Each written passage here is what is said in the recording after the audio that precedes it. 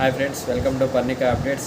మనకి మరికొద్ది సేపట్లోనే మనకి తెలుగు రాష్ట్రాలకు సంబంధించి కేంద్ర మంత్రివర్గంలో చోటు సంపాదించుకున్నటువంటి ముగ్గురు ఎంపీలకి ఏ శాఖలు కేటాయిస్తారనేది దానికి తెరపడనుంది.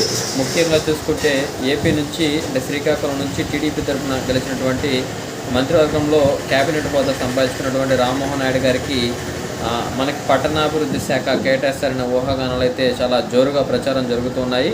సో ఎందుకంటే మనకి ఆంధ్రప్రదేశ్ రాష్ట్రంలో అమరావతి నిర్మాణం, అదేవిధంగా అర్బన్ డెవలప్మెంట్ చాలా పెండింగ్స్ ఉన్నాయి. కాబట్టి ఇవన్నీ మనం చక్కదిద్దుకోవాలనంటే కేంద్రంలో కేబినెట్ హోదా కలిగినటువంటి అర్బన్ డెవలప్మెంట్నే కోరాలని చెప్పేసి టీడీపీ ప్రయత్నిస్తూ ఉంది. సో ఇందులో భాగంగా మనకి కేంద్రం కూడా రామ్మోహన్ నాయుడికి అర్బన్ డెవలప్మెంట్ శాఖను కేటాయించడానికి సానుకూలంగా ఉన్నట్టు తెలుస్తూ ఉంది. సో ఇప్పుడు ప్రస్తుతం మనకి కేంద్ర కేబినెట్ సమావేశం జరుగుతూ ఉందండి. ఈ కేంద్ర కేబినెట్ సమావేశం ముగిసేసరికి ఈ శాఖల పైన మనకి కొంత క్లారిటీ వచ్చే అవకాశం ఉంది.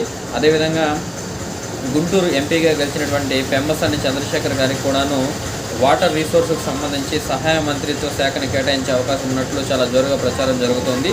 అదేవిధంగా బీజేపీ నుంచి గెలిచినటువంటి శ్రీనివాస్ వర్మ గారికి కూడాను ఆర్థిక సహాయక మంత్రిత్వ శాఖను కేటాయించే అవకాశం ఉన్నట్లు చాలా జోరుగా ప్రచారం జరుగుతుంది. సో ముఖ్యంగా ఫోకస్ అంతా కూడాను కేంద్రంలో కేబినెట్ హోదా కలిగినటువంటి రామ్మోహన్ నాయుడికి సంబంధించి ఏ శాఖను కేటాయిస్తారనేది చాలా ఉత్కంఠగా అందరూ ఎదురు చూస్తూ ఉన్నారు.